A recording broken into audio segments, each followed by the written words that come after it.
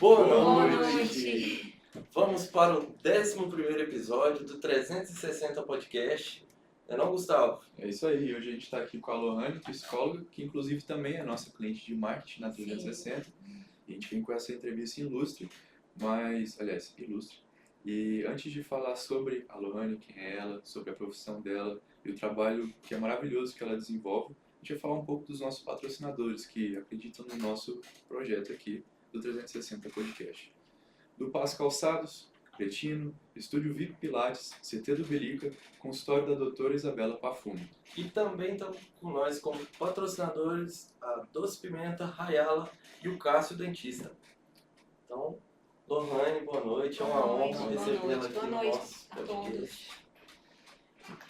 Lohane, antes de mais nada, a gente sabe que você já deu outras entrevistas, você já tem um trabalho expressivo na cidade, na sua área, mas para quem não te conhece, às vezes até conhece, mas pode conhecer um pouco mais quem é você. Meu nome é Lohane, sou psicóloga infantil e neuropsicóloga. Estou aqui com os meninos hoje, um convite muito especial. Eles já trabalham comigo, é uma equipe extraordinária. Nós estamos desenvolvendo um projeto e vocês logo vão ficar sabendo por que a gente está fazendo os vídeos lá do meu Instagram. Não é só para fazer vídeo e aparecer, tem um fundamento muito grande. Mas eles pediram para eu contar quem eu sou, e o porquê que eu escolhi a psicologia infantil e a neuropsicologia. Bom, meninos, há 11 anos eu perdi meu pai assassinado. É uma história que eu preciso falar para as pessoas entenderem. E eu fiquei alguns anos parada. Depois que acontece uma tragédia, você não sabe o que você faz, você fica perdida. E passado alguns anos, eu precisei sair daquela toca e entender que eu precisava fazer algo. Acho que meu pai não ia ficar feliz de me ver daquele jeito. E eu olhei para os meus filhos e entendi que era por eles que eu viveria, e não só por eles, e por outras crianças também.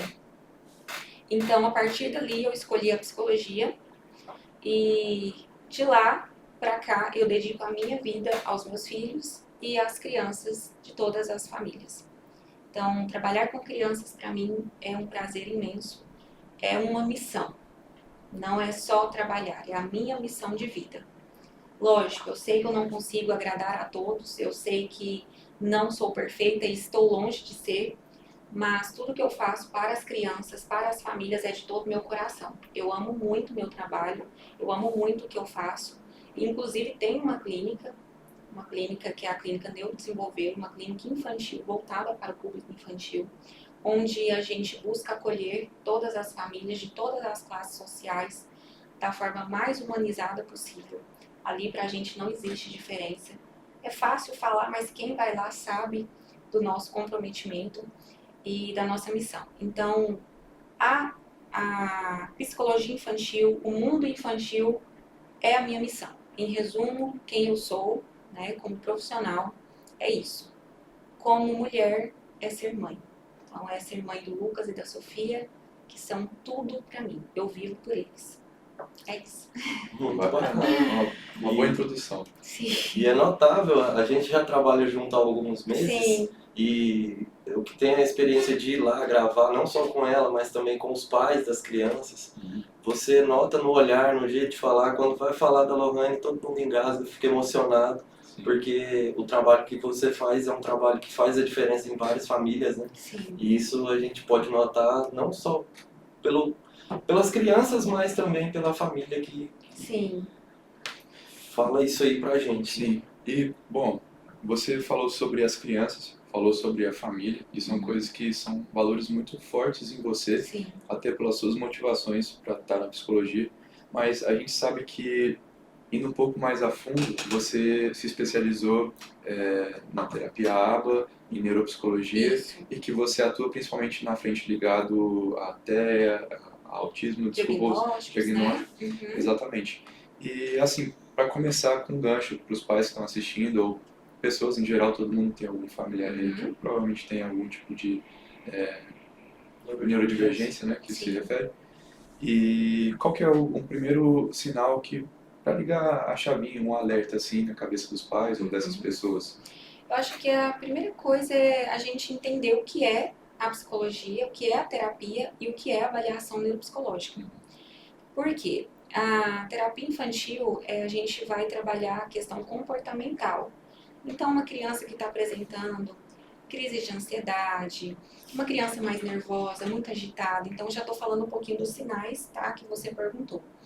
E aí, nesse contexto, a gente vai entender quais são as vivências dessa criança, como que é a rotina dessa criança, para a gente conseguir trabalhar e desenvolver alguns pontos ali que ela precisa, né, na rotina familiar também. Porque quando a gente trabalha com criança, a gente tem que lembrar que tem que trabalhar com a família. Não existe trabalho com criança sem trabalhar com a família. É primordial. Então, se tem mudança na criança, papai, mamãe que leva, avós, leva a criança no psicólogo, não esperem que o psicólogo vai ter um pozinho mágico que vai mudar o comportamento da sua criança ali em 1 hora de sessão, 50 minutos. A gente precisa daquela junção família e profissional. Então, a família precisa fazer o papel dela e nós o nosso. E já a avaliação neuropsicológica também, a criança dá sinais, atrasos na fala, atrasos no desenvolvimento. Quando o bebê também tem alguns critérios que precisa observar. Quando vai amamentar, se a criança olha no olho, se ela se ela é um bebê muito nervoso, que não dorme direito, muito agitado.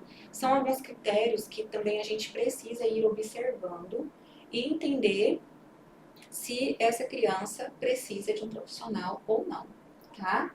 Então, são alguns critérios aí, por exemplo, quando ela está crescendo. Desenvolvimento, atraso na fala, dificuldade de aprendizagem, tá?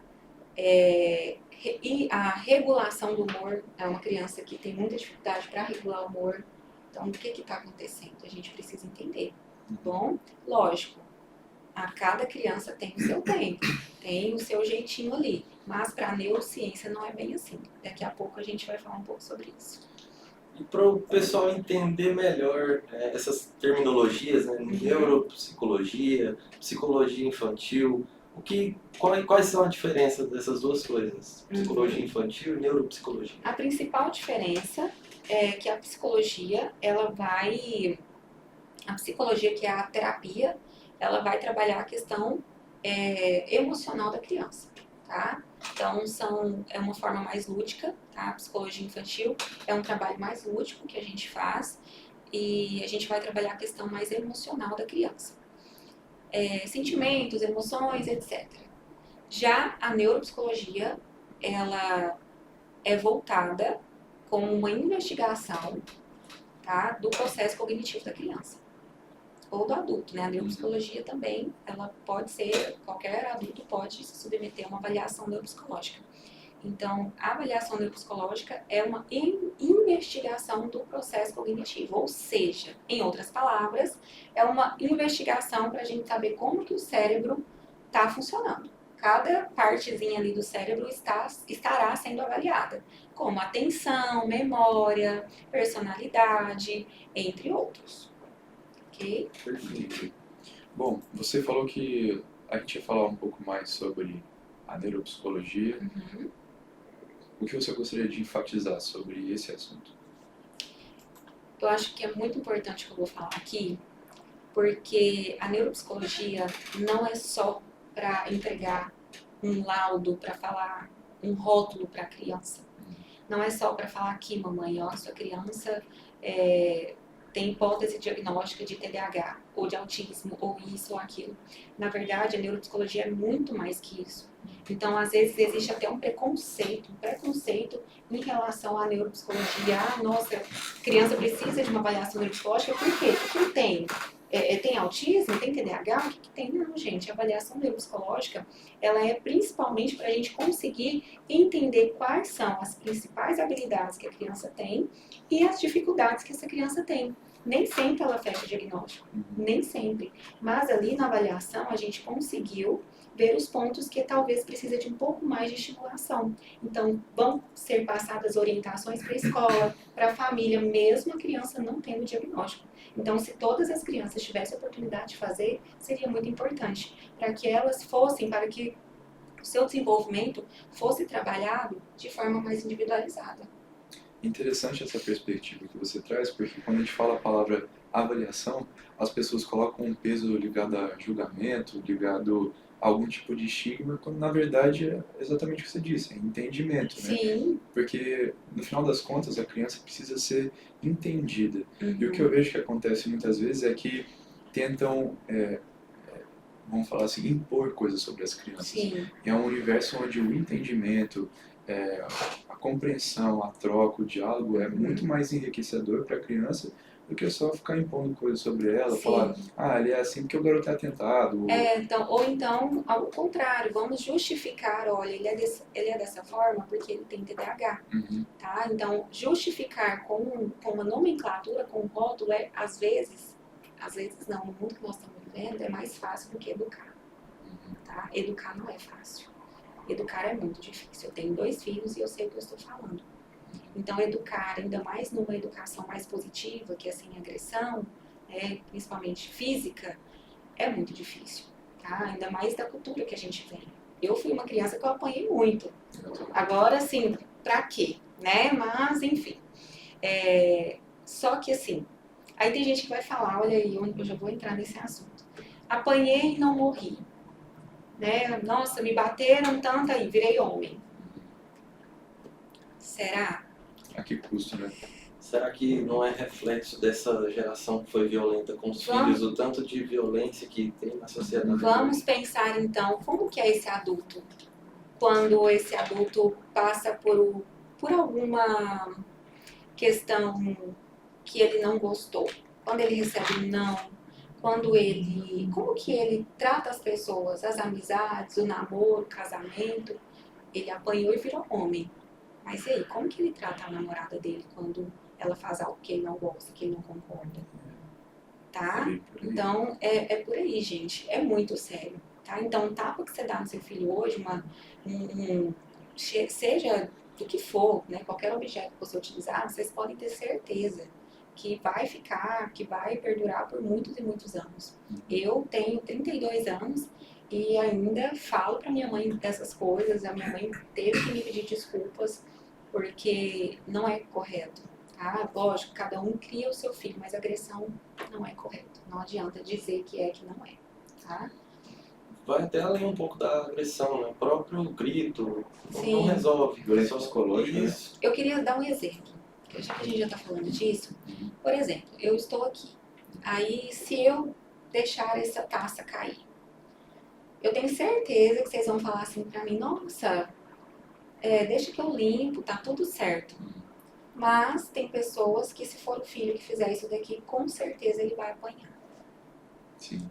Não justifica. Eu não Ou entendo. levar uma bronca em público, né? Ser Eu não humilhado. entendo por que é tão fácil para os adultos descontar as suas frustrações em pessoas, em crianças que nem conseguem se defender.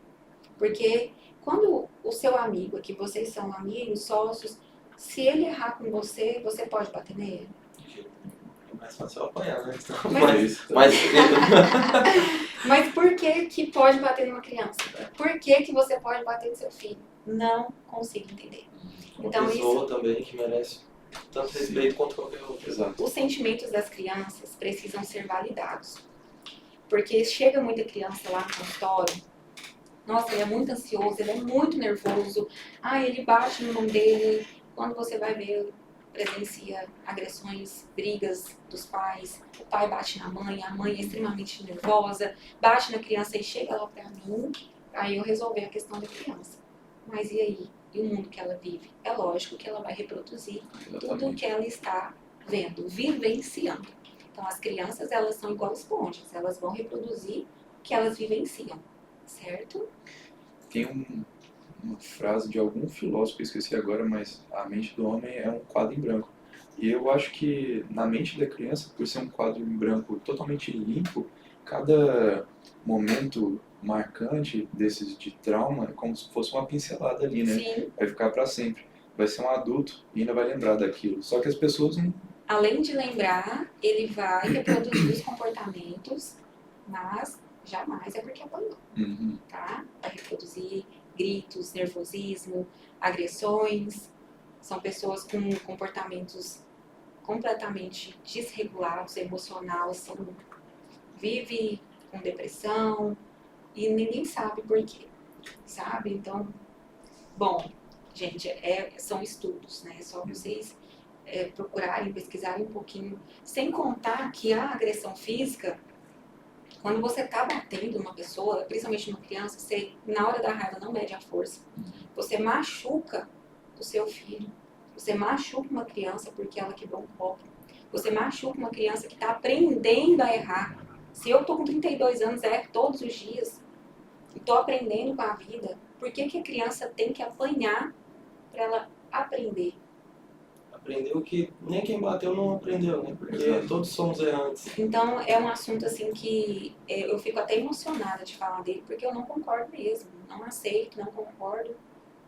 Com os meus filhos não é dessa forma e eles, quem conhece os meus filhos sabe a educação que eles têm. Dá sim para educar sem bater, dá para educar com muito amor, mas aí tem muitos adultos machucados. E é um ponto também que a gente precisa falar, porque chega no consultório para trabalhar com a criança, saem pais chorando do consultório, contando as vivências e a realidade em que vive. Olha, meu filho, ele não tá se desenvolvendo bem, ele não tá socializando, ele não gosta de gente, não gosta de amigo, quer ficar só no quarto. Será que ele tem autismo? Porque não socializa, não gosta, fica sozinho. Aí vai investigar. Porque você tem que investigar. Quando você descobre uma criança que apanha quase todo dia por qualquer coisinha, o pai é agressivo, o pai é alcoólatra, e aí, gente, é autismo? Não é, tá? Às vezes pode ser, mas também tem uma reprodução ali de todos os comportamentos e também ele está reprimindo os seus sentimentos. O isolamento é um dos principais sintomas, né? Você já chegou a ter que, Intervir. não intervir, mas comunicar, né? O que você percebeu sobre essas coisas, Pras como que é. autoridades. Não para as autoridades, eu digo para a própria família Ainda mesmo. não, mas quase. Quase. Uma vez eu estava fazendo uma avaliação neuropsicológica e a primeira coisa que a gente pede para os pais quando vai fazer a anamnese, que é o primeiro contato, né? Aquela anamnese é quando a gente colhe todas as informações dos pais, dos familiares, às vezes chama a mãe de novo, vai à escola. O que eu procuro saber? Ali da rotina, de tudo, como que essa criança é. Eu esqueci o que você perguntou. Foi, assim, como que é comunicar esse problema para as Sim. famílias. Lembra? E aí, o que eu sempre solicito para os pais é que, quando for levar a criança para fazer a avaliação neuropsicológica, principalmente a avaliação, para que a criança tenha dormido bem, para que ela não esteja doentinha, caso aconteça alguma questão traumática, como o falecimento de um cachorrinho, de um animalzinho de estimação, ou até de um parente, não levar a criança, porque pode afetar no resultado ali, e a gente às vezes tem que interromper. Só que aconteceu já um caso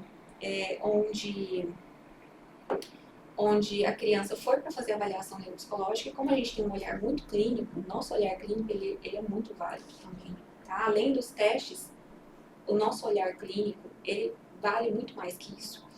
E eu vi que a criança não estava 100%. Era um menino alegre, tranquilo. Quando ele fez assim com o bracinho, ele estava com blusa de frio todo fechado e eu já estava preparando ali um teste, mas eu estava sentindo alguma coisa diferente. Então, eu falei, vamos brincar um pouco, depois a gente vai iniciar com as tarefinhas. A gente chama de atividades, tá? Tarefinhas, atividades, nunca a gente fala testes. Mas são exames, né? São testes. E aí, quando a criança puxou, fez assim com o bracinho, ele estava todo marcado de fio. A mãe tinha batido nele porque ele não tinha lavado a louça. 9 anos. Gente, eu naquele momento ali, eu falei, não, a gente não vai fazer mais nada. E eu chamei a minha mãe. Eu chamei a mãe e falei, olha, dessa forma eu não consigo. Eu não consigo, se essa é a sua... Aí ela foi explicar que ele é muito gostoso, que ele é isso, que ele é aquilo. A mãe completamente agressiva, uma mãe completamente, assim, desregulada emocionalmente, com vários problemas no relacionamento passado, nos relacionamentos atuais, nas questões com a escola, com as amizades. E a criança foi para investigar se tinha alguma coisa. Se tinha alguma coisa. Entendem, gente, o que a gente passa? Por isso, gente, que a avaliação neuropsicológica, ela é muito mais do que testes, ela é muito mais. O olhar clínico, o olhar de quem vai avaliar a criança ou adulto, tem que ser um olhar humano, sabe? Um olhar empático. Porque a gente tem que tentar não levar para o nosso coração as coisas, porque senão a gente sofre demais, né? Eu mesmo sofro muito. Mas tem que ter esse olhar, tem que ter esse cuidado com cada criança que entra no seu consultório, na sua clínica, porque por trás daquela criança tem muita coisa acontecendo. E sim, ela pode apresentar todos os critérios para TDAH, ela pode apresentar todos os critérios para autismo, mas aí a gente tem que entender as contingências ambientais que essa criança vive. Aí sim a gente vai ver se encaixa ou não. Tá? E, bom, a gente já falou sobre um comportamento do passado, que é essa agressividade na criação, e a gente está falando também agora do momento presente, das nuances entre diagnóstico e também o contexto da criança. Mas quando a gente pensa lá no passado, que provavelmente existiam diagnósticos, mas muito mais pontuais do que é hoje, até por uma questão de evolução, acho que o conhecimento nessa área de neuropsicologia, ligado a essas atipicidades, esses conhecimentos aumentaram. Em comparação ao passado, a gente sabe que está tendo mais diagnósticos do que acontecia. A gente consegue até tipificar mais também diferentes espectros, variações dos transtornos, né? Mas você acha que está tendo mais diagnósticos do que deveria, ou você acha que não? Sim, eu acredito que sim. Isso tem a ver com o mercado? Tem a ver com os pais? Tem a ver com a indústria? Você acha? Tem a ver com a facilidade da justificativa da nomenclatura. Como assim, Lohane? Que é isso que você falou? Como eu disse anteriormente, é muito mais fácil eu justificar o comportamento do meu filho, falar, não, ele é assim porque ele tem TDAH. E lá na escola, porque olha o que acontece. Os pais vão lá na escola, exigem professor de apoio e tudo mais, porque a criança fechou ali o diagnóstico, mas nunca sentou com o seu filho para fazer uma atividade. É pesado. Mas aí eles terceirizam a educação da criança. Chega em casa, você nem vê menino, cada um vai pro seu canto no celular e é assim que vive. Então, assim, banalizou, sim, essa é a palavra, banalizou. Às vezes, ali em poucos minutos de conversa, a criança já sai com o diagnóstico, tá? E aí já sai com a medicação, já sai com a exigência do professor de apoio. E, infelizmente, para algumas famílias é um facilitador para terceirizar essa educação, tá? E também para justificar os comportamentos. Quando educar, hoje, ficou uma tarefa um pouco mais difícil. Lógico, eu não estou julgando ninguém, porque a gente vive na correria, eu mesmo, os meninos sabem aqui como que é para gravar, é uma peleja, né? Então, eu trabalho muito, muito mesmo, todos os dias, eu trabalho muito. Mas eu acredito que o principal não falta para os meus filhos, que é o meu amor. Então, o amor que eu tenho por eles supre a minha falta. E eu trabalho por eles, eu preciso trabalhar por eles. Eu sou um grande exemplo para minha filha hoje, e com certeza para o meu filho também. Então, eu preciso mostrar para eles que a gente é capaz, sim, de conseguir as nossas coisas, de lutar muito para comprar as coisas que a gente tem vontade, para realizar os nossos sonhos. E isso eu não estou falando de bens materiais, não. Estou falando de momentos, de conforto, tá? Os bens materiais, eles vêm depois. Teve muitos sonhos que eu tinha, que eu fui realizar, sei lá, depois de quantos anos na minha vida? Eu tenho 32. Né? Hoje eu tenho 32 anos. Eu tenho a minha clínica, tem um ano. Então, quanto tempo que eu não tive que trabalhar? Há menos de 3 anos, eu era uma funcionária qualquer. Né? Eu lutava muito, eu sofria como qualquer outra pessoa. E não é porque agora eu tenho a minha empresa que eu não sofro, tá, gente? Porque eu trabalho dobro. Então, eu sou psicóloga, sou neuropsicóloga, terapeuta ABA, Eu tenho a minha clínica, eu administro a minha clínica todos os dias. Eu cuido de cada detalhe da minha clínica, desde o cheiro, do ar-condicionado, do cuidado das meninas, da vestimenta das meninas, do financeiro da clínica, do pagamento das coisas. Então é muito trabalho. Quem vê por fora, vê a gente realizando alguma conquista, Feliz. não vê o que a gente passa nos bastidores. Uhum. É muita luta, é muita luta. E é só assim, eu aprendi que é dessa forma que a gente conquista. E é assim que eu estou passando para os meus filhos. Sim. Muito bem. Tem uma frase que é: crescer dói, ficar estagnado também, escolha o sofrimento. Né? Sim, Eu acho que até nesse tocante que a gente estava falando sobre ter mais diagnósticos ou não, e sobre os pais estarem delegando cada vez mais a educação dos filhos a instituições, usando essas muletas, não sei se muleta é a palavra certa, mas falando ela é válida essa palavra. essas Para alguns muletas casos é para válida. validar. E eu me recordo até do período da escola, onde estava passando do período de fundamental para o ensino médio. E aí teve uma onda de reprovações assim.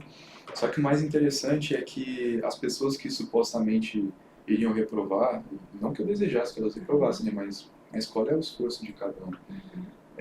Eu me recordo que pelo menos umas 3 delas voltaram com um diagnóstico e foi a primeira vez que eu ouvi falar de TDAH. E aí eu me questionei, caramba, eu nunca tinha ouvido falar nisso. Eu descobri que esses colegas que eu convivi a vida toda têm isso, mas para mim eles parecem ter uma desenvoltura, um comportamento parecido com o meu. Né? E eu comecei a pensar muito sobre isso.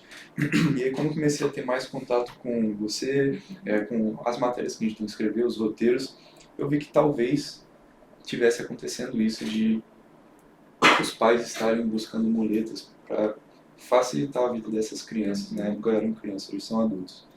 E são pessoas que hoje eu vejo, não menciono nomes, mas são pessoas que nessa escolha do sofrimento, porque crescer dói e ficar estagnado também, são pessoas que escolhem sofrer estagnados, porque estão sempre buscando premissas, prerrogativas, justificativas para não se desenvolverem na vida, não darem caminhada, sei lá, a pessoa coloca sempre no outro, sabe? Sem autorresponsabilidade. E o pior é que, o pior por um lado e melhor por outro, que aí veio os benefícios. Então, eu gostaria inclusive até depois de indicar uma advogada, amiga minha, que ela fala muito desses benefícios para pessoas com diagnóstico. E a questão do diagnóstico para o autismo, ele traz um benefício financeiro. Porque sim, quem tem mães atípicas sabem o que eu estou falando, é muito sofrido. As mães têm que, não é só a criança que tem o diagnóstico, a família toda, porque ela precisa parar tudo que faz para conseguir levar nas terapias, para ter estimulação correta, né, para a criança desenvolver dentro do esperado. Então, o auxílio é necessário, Só que aí vem a parte da banalização, porque chega crianças assim, que tem pais que insistem que tem, e se você falar, fechar ali, e a criança olha, a criança não apresenta, né, dentro da avaliação neuropsicológica, ela não apresentou aqui nenhuma hipótese diagnóstica para o espectro autista. Meu Deus. Leva em outro profissional, leva em outro, até que acha um que, de tanta a família falar, Vence pelo cansaço. vence. Mas não é o meu caso. No meu caso ali, a mãe pode chorar e reclamar que a verdade será dita ali do lado. Certo? Isso é muito triste, né? Porque são pessoas que se submetem a qualquer situação para ter o que querem, no final das contas. E aí, se tiver algum problema com o filho depois, vão ficar falando, né? Porque, infelizmente, os diagnósticos, eles ainda são um tabu, né? As crianças sofrem bullying por isso, que é um ponto também muito importante a ser falado. A informação, ela precisa ser levada às escolas. Tem escolas também que têm preconceito com crianças autistas. Lógico, gente. Professores, a gente entende. É muito difícil. Né? Pega uma criança nível 3 de suporte aí, com DI, associado com deficiência intelectual. Se levar para a escola, vai precisar de um professor ali só para ela. que a nossa escola pública, as nossas escolas públicas não fornecem isso, né? No máximo, um professor de apoio para 5 crianças com diagnóstico na sala. E aí essas famílias sofrem muito, os professores sofrem demais, o preparo é pouco para esses professores, mas a gente precisa também ter esse cuidado, esse olhar voltado com carinho para esses profissionais que trabalham com essas crianças também. E quando a dificuldade de aprendizagem no colégio ou em alguma outra situação da vida tem que chamar a atenção dos pais? E como você se insere nessa realidade? Logo no início, ali nos primeiros anos que a criança está indo para a escola, quando os coleguinhas ali já... Eu vou dar um exemplo da neurociência, que aqui é a neuropsicologia. Acho que aqui a gente tem mais ou menos a mesma idade, talvez eu seja um pouco mais velha. Mas, por exemplo, se falar aqui para vocês que eu não sei ler, vocês acham que está dentro do esperado? Não tá, né? Se eu falar para vocês que uma criança de 2 anos, ainda não anda, vocês acreditam que está dentro do esperado? Assim, Ó. porque eu já sou pai, né? Eu já tive algumas informações, mas assim, acho que até 1 ano e meio, acho que 2 anos já tá acendendo uma luzinha ali de aviso. Mas se ele tem 3 aninhos e ainda não está andando? Não, aí já.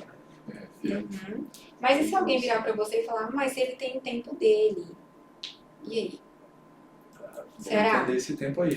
Tem que entender por que o tempo dele é Então mais... vamos entender o tempo.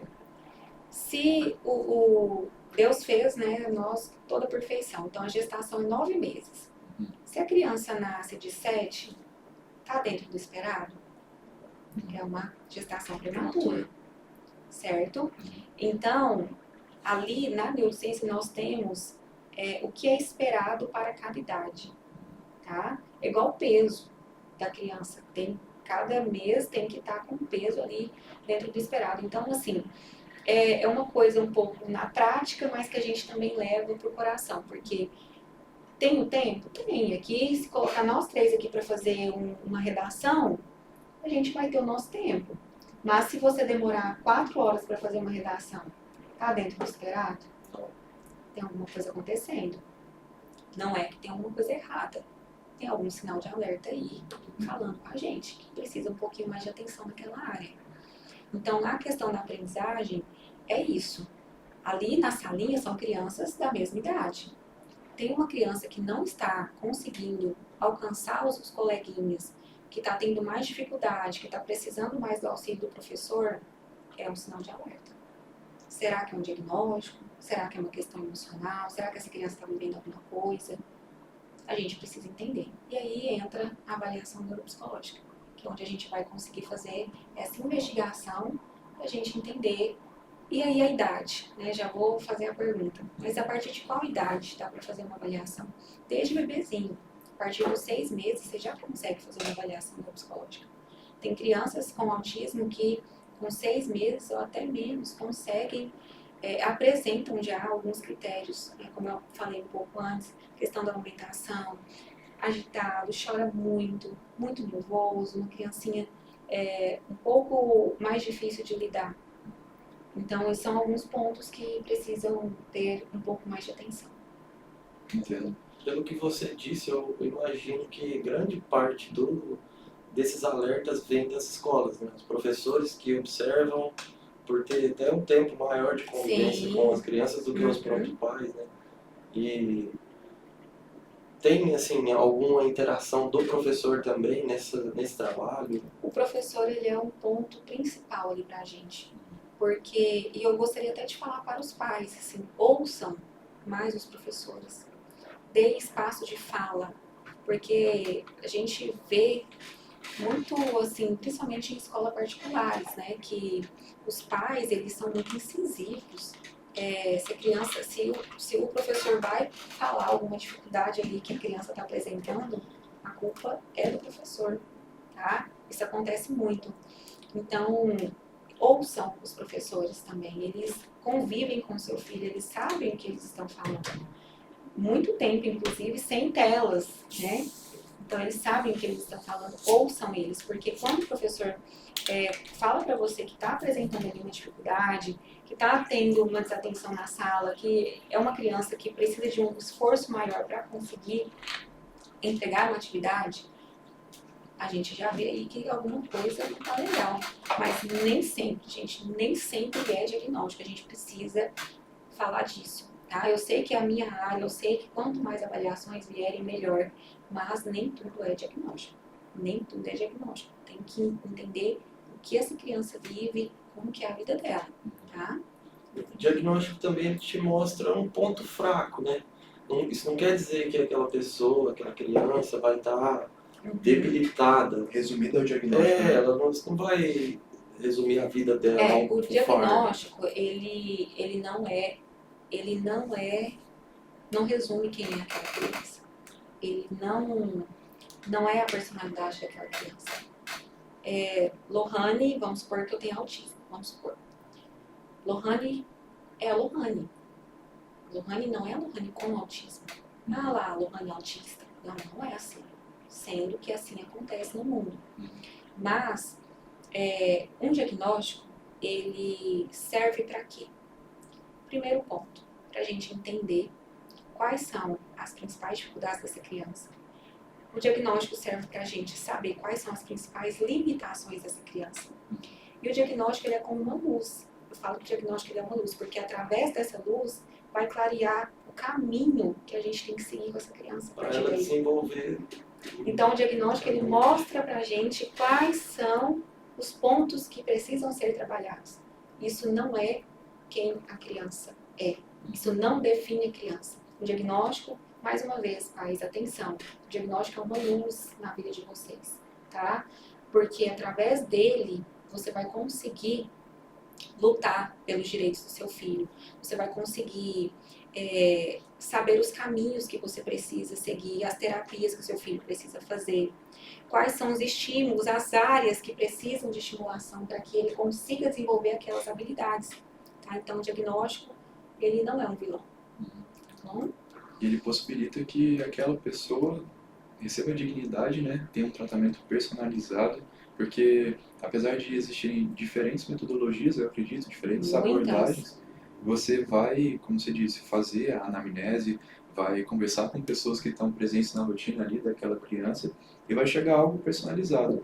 E eu acho que é isso que faz tudo ser tão transformador. O diagnóstico traz a clareza e a intervenção, se pode ser chamada assim. Sim, com certeza.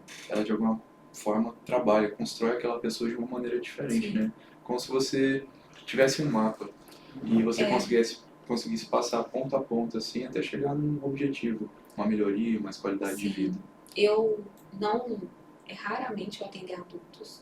Quem trabalha comigo sabe que é bem raro mesmo, mas tem alguns casos, principalmente de indicação médica, que eu pego porque os médicos solicitam para que eu faça, querem que seja meu laudo.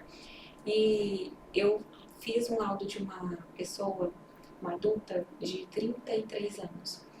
E ela passou a vida inteira sofrendo de todas as formas, porque ela sentia muita sensibilidade, então eu vivia medicada, os pensamentos mais agitados, não gostava muito de estar junto às pessoas, sempre tendo mais dificuldades, em vários sentidos, vários critérios. E passou por vários médicos, TAG, que é transtorno de ansiedade generalizado, várias coisas, mania, transtorno de bipolaridade, etc. E na avaliação neuropsicológica, a gente viu que ela se encaixava em todos os critérios para o autismo. Nível 2 de suporte ainda, apesar dela ser verbal. Então, para ela foi transformador. Quando ela levou o laudo para um profissional, que vem para mim, depois vai para um profissional, um médico, né? Um psiquiatra, um neurologista, para ela foi transformador. Hoje ela anda com aquela a fitinha de identificação, o colarzinho, né? E ela não pegou o diagnóstico para justificar aquelas coisas e não querer mudar, não querer desenvolver, mesmo com 33 anos. Ela pegou aquele diagnóstico para se aceitar, que ela merece, né? Para se aceitar. Então ali ela chorou muito porque ela entendeu por que ela era diferente. E é normal ser diferente. Cada um é de um jeito. Mas ela tinha particularidades que dificultavam muito mais o seu convívio. E a partir dali, com o laudo, as orientações que a gente passa, até para a psicóloga dela, foi totalmente diferente. A abordagem que a psicóloga vai ter que trabalhar com ela é de outra forma, para conseguir que ela, de fato, tenha esse desenvolvimento, né? Qual é um ambiente onde a pessoa com algum diagnóstico de autismo ou outra atipicidade, um ambiente onde essa pessoa se sente confortável, se sente bem? Como é esse ambiente? Qual é o ambiente? Como as pessoas devem se portar, o tratamento, às vezes até o respeito do espaço. Qual é a conduta que as pessoas que convivem com uma pessoa com autismo devem ter, sabe? Ah, entendi. Primeiramente, respeitar. Uhum. Porque estamos aqui, nós três aqui, e nenhum de nós somos iguais. Se colocar aqui uma comida na mesa, com certeza alguém vai gostar muito, alguém não vai gostar. E porque tem autismo, é diferente do que a gente está fazendo aqui? Não. É uma criança ou um adulto que precisa respeitar os limites dela. Então, são pessoas às vezes que não gostam de toque, não gostam de abraço, não gostam de aperto de mão. Tem que procurar respeitar. Outro ponto que é importante, os pais não ficarem rotulando. Ah, ele é assim. Não importa não, ele é assim porque ele tem autismo, tá? Tenta falar de outra forma, porque o rótulo, ele veste a criança, né? Então aí a criança nem desenvolve, porque ela ouve. Criança com Ela para de autismo... acreditar nela mesma. criança com autismo é extremamente inteligente, como todos, crianças atípicas e crianças típicas, cada um tem a sua individualidade, a sua inteligência, a sua particularidade. Mas, por exemplo, um exemplo que eu vou dar novamente, eu não tenho autismo, até então, né? Mas eu não gosto de toque. Eu não gosto que alguém chega, aquela famoso beijinho no rosto. Sei. Eu não gosto, sabe? É o meu jeito.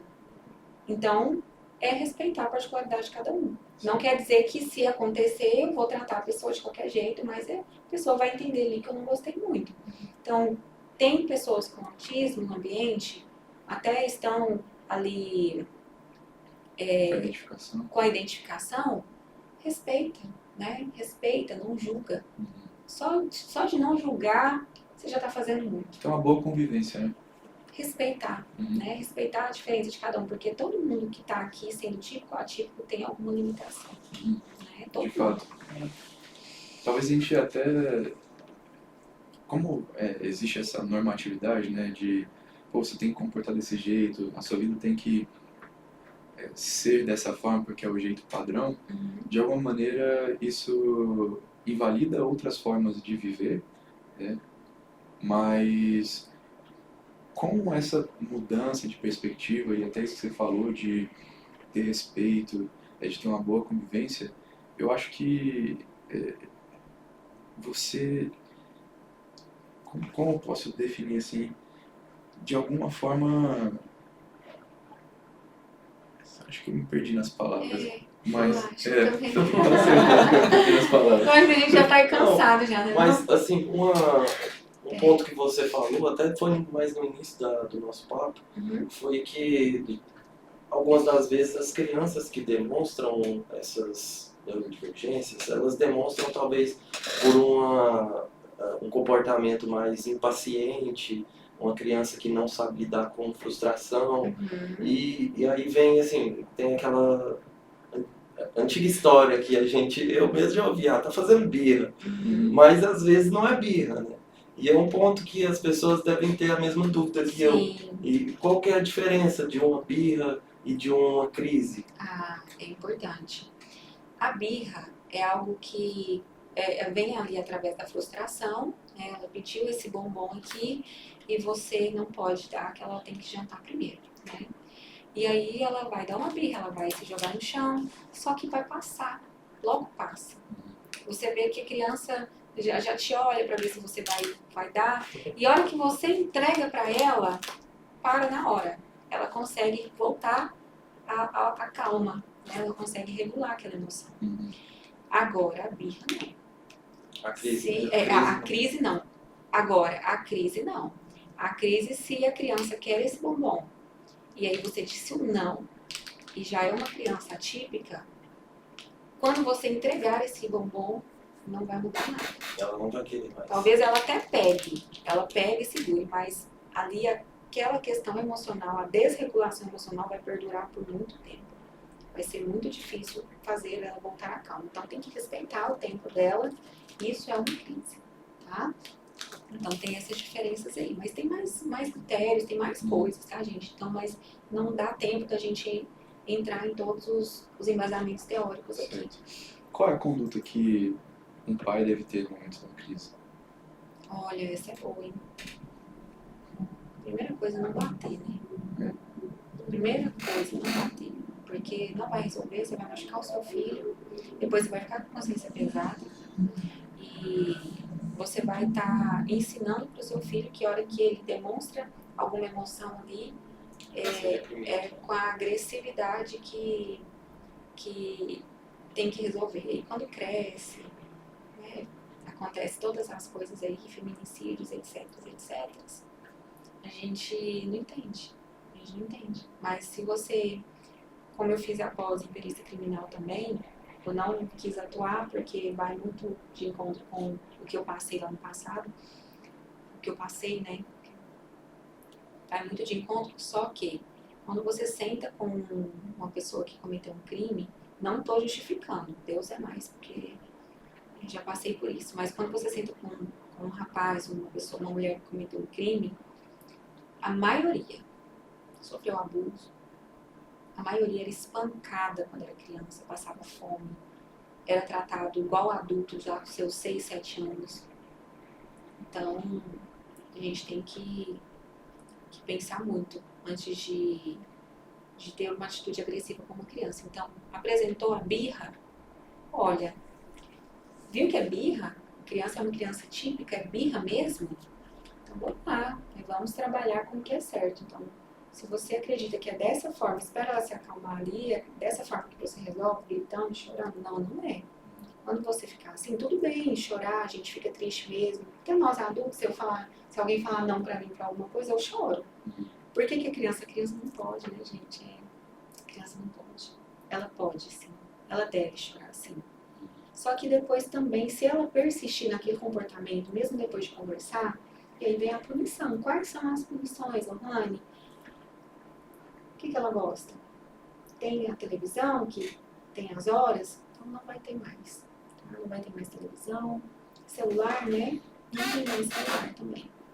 Quando você aprender a conversar, a resolver as suas questões, eu vejo se você vai merecer o celular ou não. Isso, Lohane, isso é chantagem? Não sei. Mas é bem melhor do que bater. É uma forma de você mostrar para a criança que ela indo por aquele caminho, ela só vai ser prejudicada. Sim. Então ela passa a Agora, enxergar bater, você está ensinando só que ela tem que resolver as coisas também sendo agressiva. E que ela não pode errar de alguma maneira. Sim. Né? E quando errar, ela vai se cobrar demais, e aí vem a depressão, etc. Teve uma vez que eu vi um experimento que era uma pessoa dando instruções para uma criança. Em um dos casos, a pessoa falava com uma voz mansa, com carisma, e no outro caso, a pessoa falava gritando, impondo, assim, com agressividade. Sim. E no caso que a pessoa falava com mais calma, a criança conseguia desenvolver atividade.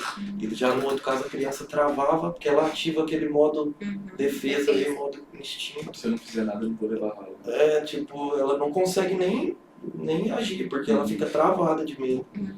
É quase da mesma instintivo, forma. né? A criança está ali num momento de muito estresse, muito cortisol, né? Que ela está no corpo ali. Não adianta você querer ensinar ela sobre a birra naquele momento. Você tem que esperar ela voltar aos níveis normais. Tem que ter paciência, gente. Se você colocou uma criança no mundo, tenha paciência.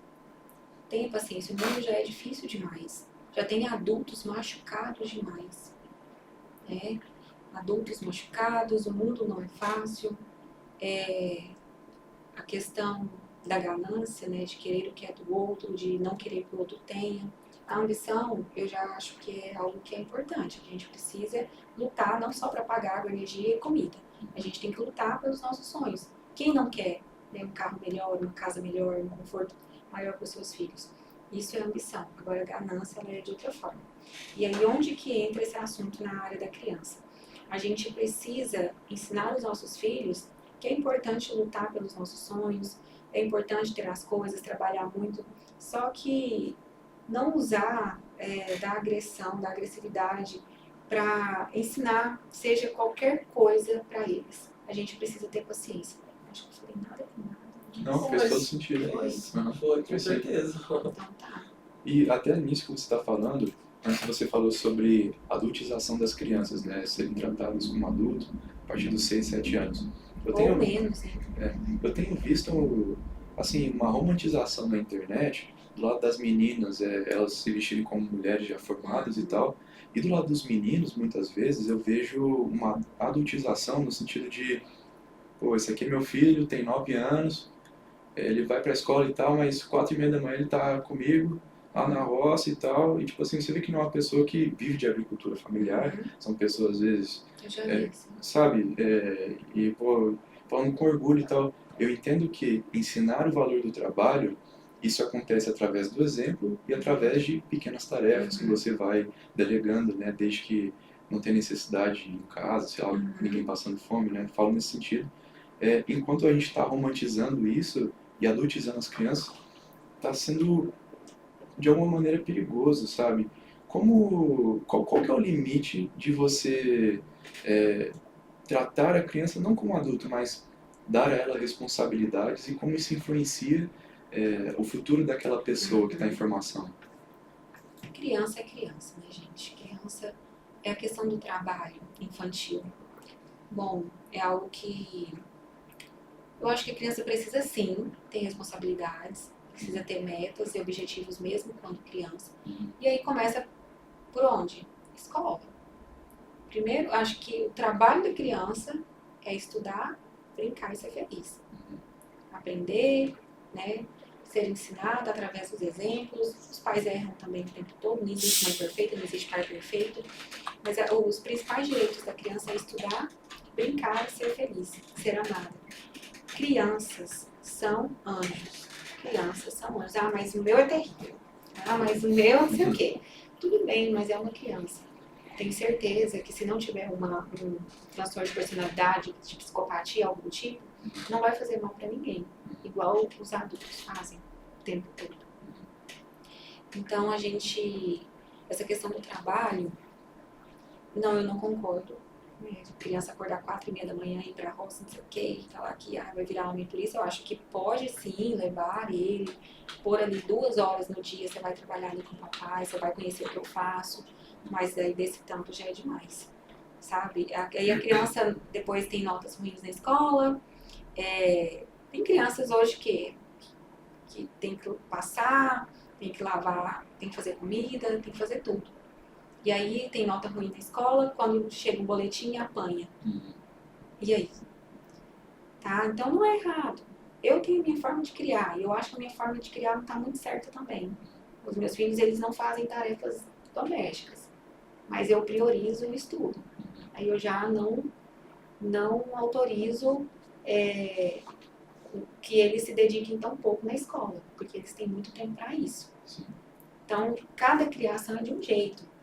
Você tendo amor pelo seu filho, você respeitando o seu filho, vai dar certo. Vai dar certo.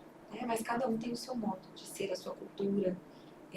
Ensinar a trabalhar, ensinar a ser honesto, não é errado. Mas tudo tem limite. Porque aí depois, na hora que a nota cai, ou que reprova porque está dormindo lá na sala, e esse principalmente acorda 4h30 da manhã, e aí com certeza ele vai dormir na sala. As notas dele, ele pode ficar acordado se esforçando, mas ele não vai conseguir aprender da forma que precisava.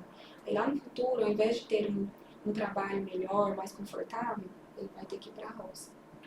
E aí? Que não é algo que desmereça ele. É um emprego digno como qualquer outro. Sim. Que eu explico para os meus filhos. Todo trabalho é digno. Mas a gente tem que buscar o melhor, né? O conforto. trabalhar com mais tranquilidade, no ar-condicionado, mas quem não pode também é um trabalho digno, quem não teve oportunidades também é digno como qualquer outro. Eu vejo que se aplica muito essa questão que você falou das crianças serem obrigadas a trabalhar, principalmente quando elas viram blogueiras. E Nossa. começa a ter um certo hype ali, né? Começa a ganhar seguidores, aí a família já vê aquilo como uma Eu não renda gosto e aí disso. já vira um trabalho. Tipo o Justin Bieber. O Justin Bieber é um caso. Hoje ele é uma pessoa destruída. Ele Sim. mesmo fala que, tipo, só os cacos. E vai Aquele menino também que fez história no Brasil, o Of the King, The Power, lá é uma Sei, criança. o pastor Nossa. É uma Jorge criança. Menin. E quando ele começou, foi muito antes dele explodir daquela que forma. aquele menino não sofre, né, de bullying, será? É. Mas também, né, gente, que exposição desnecessária, né? Desculpa, pastor. Que exposição desnecessária. Mas vamos falar disso então. Redes sociais para crianças. Nem pensar, né? Ainda mais Gente. depois daquele vídeo do Ah, eu Felga. tenho tantos pais aqui que vão me assistir agora lá da clínica, pessoas que eu conheço. Gente, desculpa, eu não tô aqui pra falar, né? Eu tô aqui. Então, é o meu espaço de fala, eu tenho o direito de falar. Não concordo. Trabalhei em escolas, 3 anos em uma, 1 ano em outra, que assim que eu me formei, a gente foi pro consultório. Gente, o que você ouve é assim, quantos seguidores você tem? Eu tenho tantos, e você? Ah, meu Deus, aí a criança já tem mais que a outra, aí a outra já fica frustrada. Isso é o tempo todo. Eu passava, eu ficava só indo nas salas, assultando, eu via um grupinho ali, eu sentava do lado, as crianças gostam muito de mim, graças a Deus. É isso que eu busco na minha vida. Eu não busco que adultos me amem e falem bem de mim, eu busco que as crianças me amem. Se eu chegar na minha clínica, uma criança, a mãe falar assim, crianças principalmente atípicas, já vão direto para minha sala, crianças que nunca entraram no consultório de outra profissional. Da mãe virar para mim e falar assim, como que você conseguiu? Então, isso acontece muito, todos os dias. E é porque eu amo demais. Mas, voltando para o assunto. Instagram para crianças, redes sociais, TikTok, gente do céu. Mas aí também tem o YouTube. Tem tudo. Celular não tinha nem que ter. Mas aí os meus filhos têm. Também aí eu tô falando uma coisa, mas eles não têm redes sociais. Eu não deixo. Eu não deixo. Porque eu vejo muito essa questão aí. E sem contar o quê? Pessoas que se passam Os perigos, né? por crianças ali nas redes sociais, nos jogos. Então, os jogos, meu filho tá ali jogando e eu tô ali assuntando. Sabe? Ele joga, ele tem 9 anos, ele tem os momentos ali de jogar. Eu não posso deixar ele também anulado do mundo que a gente está vivendo hoje. Justo. Ele tem que andar conforme o mundo vai. Só que Instagram, por exemplo, as dancinhas, as vestimentas que as crianças utilizam ali nos vídeos. Gente, tem pedófilo todo Você nem canto, imagina. tá? Debaixo do nosso nariz. Então a gente precisa tentar resguardar os nossos filhos o máximo possível. Porque o mundo já não é brincadeira. E ainda você deixa a sua filha se expor ali, o seu filho se expor ali na rede social, seja pra eles, tadinho, a Normal. coisa mais linda do mundo, tá? Normal. Tô Ele só fazendo vê no reels celular, aqui, né? tô fazendo um reels aqui e todo mundo vai curtir. Não é assim. Ali tem um monstro. Sim, A internet é a terra de ninguém. sim. É terra sem dono.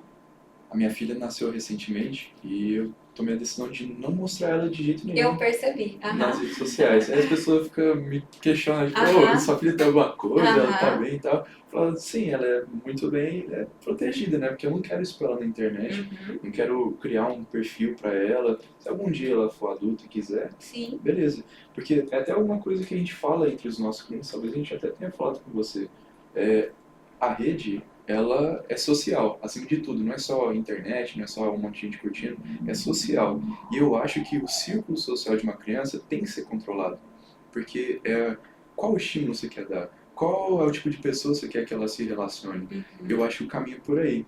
Nisso que você falou dos jogos, até um alerta para os pais, que eu já ouvi falar muito, eu tenho irmãos mais novos, primos e tal, que eu vejo que é um lugar perigoso, que eu já observei, esse tal de Roblox.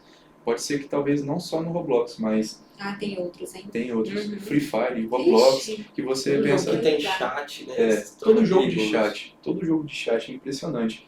E a forma como esses essas pessoas doentes constroem o relacionamento com as crianças é uma forma que, se você vê, parece muito genuíno, você se deixaria enganar. Então, é muito perigoso. Recentemente, acho que foi o governo da Holanda, lançou uma campanha, até, eu não sei se eu vou conseguir falar o nome da campanha, mas é uma campanha recente, 2025, dezembro, onde eles fizeram uma denúncia de deepfake que fizeram, de pornografia infantil, pegando foto de criança na internet. E ganhou vários prêmios essa propaganda e tal, mas, assim, só para vocês ficarem cientes do tanto que o Instagram é a ponta do iceberg daquela rede social, tem coisa muito mais abaixo na internet. TikTok. Ainda mais A agora Deep com Web. inteligências artificiais, Nossa. o adulto consegue mesmo se passar por uma criança Nossa até Senhora. visualmente. Então, É. mais um ponto para... Nada mais é verdade, né? Dá para confiar em mais É, nada. eu gosto da frase da internet, terra sem lei, Uhum. terra de ninguém, terra sem dono, Pois é. perigosa. Mas a gente tá aqui, a gente precisa dela, né? A gente precisa atualizar, não dá pra ficar sem internet também. O que você faz? Não tem Exatamente. jeito, a gente usa pra trabalhar, principalmente. Mas para as crianças, cuidado, Sim. muito cuidado. Cuidado por tudo, gente. Falou que é criança, cuidado. Com certeza. Cuidado com para onde que vai, para festinha, para noite do pijama. Cuidado naquela ida. Ah, é um quarteirão da escola. Esse Mas quarteirão. cuidado. Gente, os meus filhos, tadinho, às vezes eu posso estar exagerando também. Eu acho que eu tô. Mas eles, enquanto eu tiver condições de levá-los, eu vou levar. Porque é muito perigoso. Muito perigoso. Mas cada um é de um jeito. Também é legal a gente conseguir passar orientação para que eles criem independência, Sim. né? Até Mas tem que tomar cuidado. nisso que você está falando, para não estender muito, mas eu quero falar de um tópico que eu acho muito importante, independente se a criança tem um diagnóstico ou não, é sobre o esporte. E principalmente os esportes que desenvolvem autoconfiança na criança. Esportes ligados a artes marciais, esportes individuais ou de grupo, mas eu dou ênfase na arte marcial porque eu, quando criança, fiz. Hoje eu retomei isso e nessa retomada eu notei que tem 1 ou 2 alunos mais novos lá que eles são autistas e eu vejo o quanto isso é transformador para eles.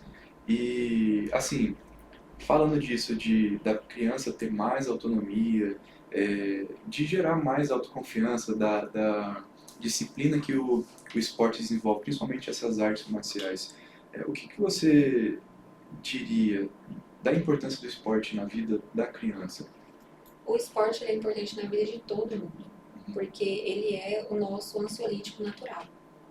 Então, para as crianças, principalmente, porque se a criança ali ela está ociosa, foi à escola e tem um tempo livre, é importante fazer algum esporte. Só que também a gente tem que respeitar esse ponto, porque tem criança que às vezes você coloca uma criança no futebol, ele não tem perfil para o futebol, porque ele não quer, ele não gosta, mas aí o pai, não, você vai fazer, você tem que fazer, sabe? Tem que respeitar, mas também começa e para, e já faz outra e para. Não, você tem que também ter uma regra ali, tem que também entender o seu filho, ouça, perceba. Não precisa ser psicólogo também para você entender os sentimentos da sua criança. Nasceu de você, mora com você. Ou então, se não mora, se vê uma vez, né, na semana ou duas, perceba, respeite o sentimento da sua criança. Converse com a sua criança. Mesmo que ela seja uma criança neurodivergente, que não seja não verbal, pode conversar, ela está entendendo tudo que você está falando. Então, acima de tudo, é importante respeitar as crianças. Respeitem os filhos de vocês. Porque com isso a gente com certeza vai ter um futuro bem melhor. Aí se não tem respeito com criança, você vai esperar o quê de um adulto, né, quando crescer? Sim. Bom, eu ia te perguntar qual mensagem você poderia deixar para os pais, mas acho que essa foi a melhor mensagem possível. Eu acho que eu deixo tantas mensagens, porque falou de criança, mexe muito comigo. Quando eu vejo casos de estupro infantil, seja o que for, né, uma coisa, mas o infantil, ele acaba comigo, assim, de eu ficar sem comer dias e dias. Eu não peguei nenhum caso até hoje, mas já teve na minha clínica. E vocês não estão entendendo a força que nós, da nossa área, precisamos ter. Porque, primeiro, você tem que amar muito, você tem que ter muita empatia, você tem que tentar não pôr isso pro seu coração, pra você conseguir ajudar aquela criança. Então, aquele dia mesmo que o menininho tava todo marcado, ali eu tive que segurar choro, engolir choro e não chorar na frente dele, dar conta de entregar para ele minutos de alegria. Porque eu sabia que ele não teria a hora que ele chegasse em casa. Então, precisa respeitar as crianças. A questão do abuso infantil, isso acontece em todos os lugares.